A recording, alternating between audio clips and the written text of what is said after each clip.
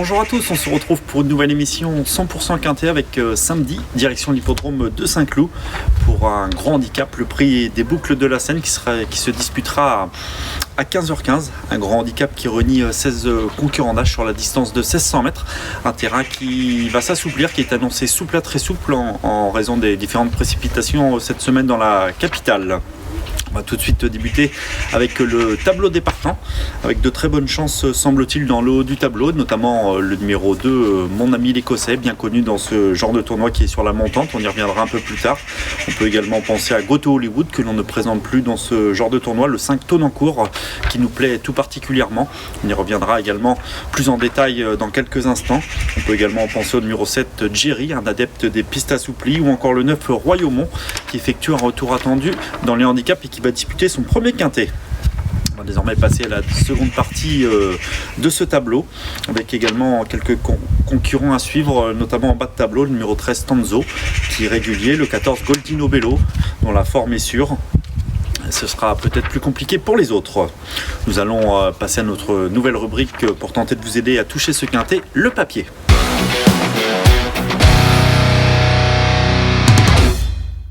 On débute l'étude de ce papier avec nos préférés.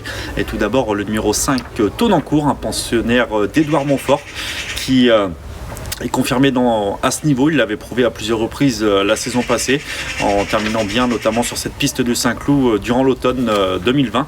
Cette année, il a relativement peu couru. Et en dernier lieu, sur la PSF de Deauville, qui n'est pourtant pas sa surface de prédilection, il s'est bien comporté, venant bien terminer à la 8e place tout en échouant de peu pour un meilleur classement. Il retrouve le gazon, qui est sa surface de prédilection.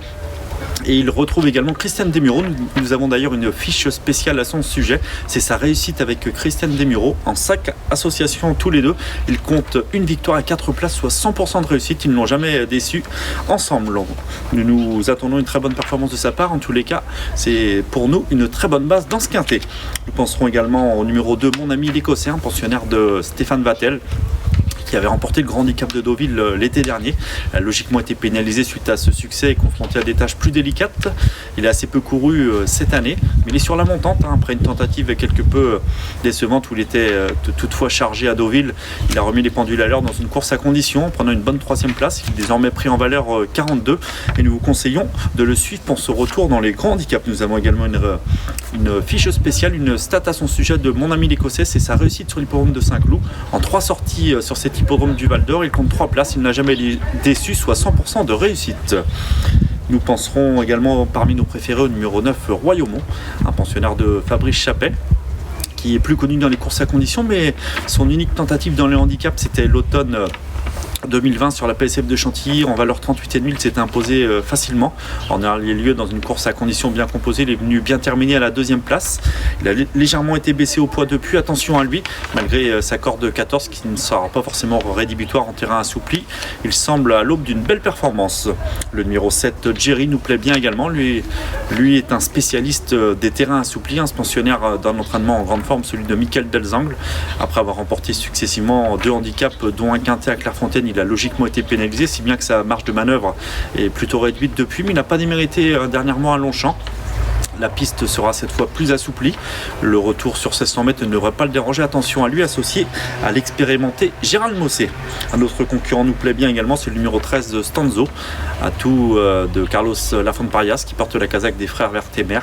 Il est très régulier, il ne compte qu'une victoire à son palmarès, mais fait toutes ses courses. Il a prouvé sa compétitivité à ce niveau, il s'adapte à tout. Il a bien fait aussi bien sur le sable qu'en ligne droite. Là, pour son retour sur un tracé avec tournant, il peut à nouveau jouer un très bon rôle. Nous allons désormais passer aux chances régulières de ce quintet. Elles sont nombreuses, les chances régulières. C'est un quintet intéressant avec des choix expérimentés mais très ouverts. Nous penserons notamment au numéro 3, Goto Hollywood, pensionnaire de Yann Barbero. Il avait remporté son quintet au cours du printemps à Longchamp. Il avait très bien couru dès sa sortie suivante malgré sa pénalité. Et après un break de 2 mois, il n'a pas démérité dans le grand handicap de Deauville. En dernier lieu, on pouvait certainement s'attendre un peu mieux de sa part, mais il ne faut certainement pas lui en tenir rigueur. Il sera confié à Grégory Benoît, qu'il connaît parfaitement, et a assurément sa place dans la bonne combinaison. Le numéro 8, Roberto Munt, nous vous conseillons de le suivre lui aussi, principalement pour une place car il effectue sa rentrée, et c'est un cheval qui est promis au succès à ce niveau. Il faut le suivre de près, pensionnaire de Rodolphe Collet.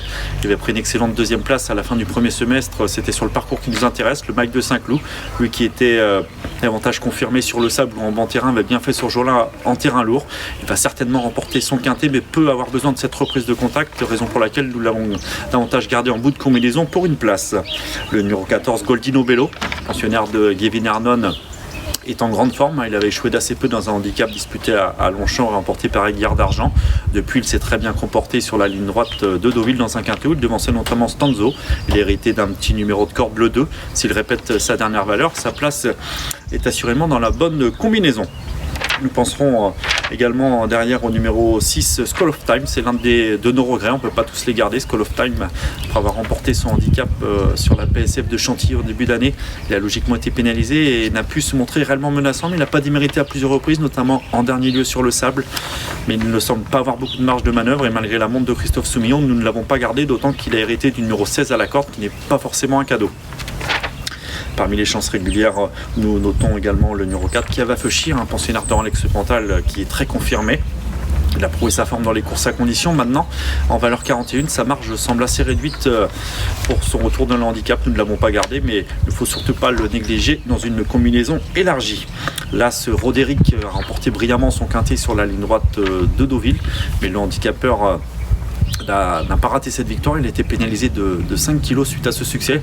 Désormais pris en valeur 42,5, il doit prouver sa compétitivité à cette valeur-là, mais on ne peut pas non plus l'écarter en bout de combinaison car sa victoire avait vraiment été séduisante sur la ligne droite de Deauville cet été.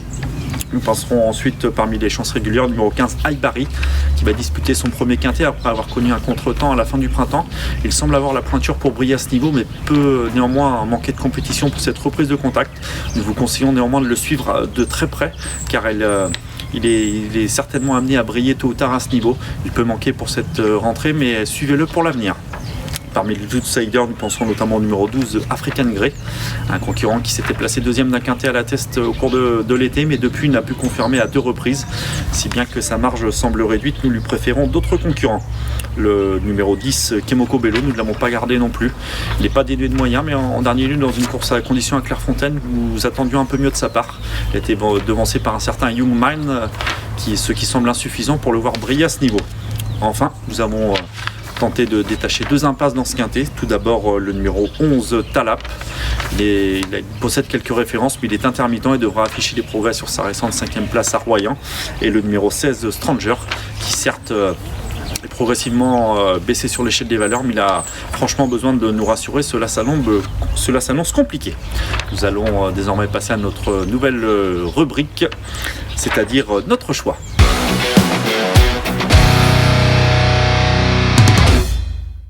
Notre choix, nos 5 préférés pour ce quintet disputé samedi à Saint-Cloud. Un quintet, je vous le répète, intéressant, mais où les possibilités sont nombreuses, avec tout d'abord en tête le numéro 5, Tonancourt, de retour sur le gazon, sa surface de prédilection avec un jockey avec lequel il n'a jamais déçu, Christian Desmureaux. Un très bon comportement de sa part est attendu, il fait figure de bon point d'appui. Nous pensons également au numéro 2, Mon Ami l'Écossais, qui est sur la montante et dont le poids a été revu à la baisse. Le numéro 9, Royaumont, lauréat pour son unique sortie dans les handicaps. Il est en forme et peut certainement bien faire dès ses débuts dans les quintets. Le numéro 7, Jerry, qui va apprécier l'assouplissement du terrain, qui peut profiter de la forme de son entourage. Et enfin, le numéro 13, Stanzo, qui est très régulier. Il gagne certes rarement, mais devrait à nouveau défendre charmant ses chances. Donc nos 5 préférés pour ce quintet de samedi à Saint-Cloud. Le 5, Tonancourt. Le numéro 2, Mon Ami l'Écossais. Le 9, Royaumont. Le numéro 7, Jerry. Et enfin le 13, Stanzo. Désormais l'heure de notre conseil de jeu pour cette réunion de samedi à Saint-Cloud. Réunion 1, dans la 4e épreuve du programme, le numéro 3, Monsieur de Poursognac, un pensionnaire d'André Fabre, nous a séduit par sa dernière victoire sur l'hippodrome de Deauville. Il bénéficie à nouveau de la décharge d'Hugo Beignet, peut espérer poursuivre sur sa lancée, un engagement plutôt favorable une nouvelle fois. Il peut espérer doubler la mise. En tous les cas, il devrait certainement jouer un tout premier rôle. Notre émission touche à sa fin, en espérant avoir été complet, vous avoir permis d'effectuer les bons jeux pour ce quintet de samedi à Saint-Cloud. Vous nous retrouverez pour un prochain quintet dans notre émission 100% quintet. Bonjour à tous.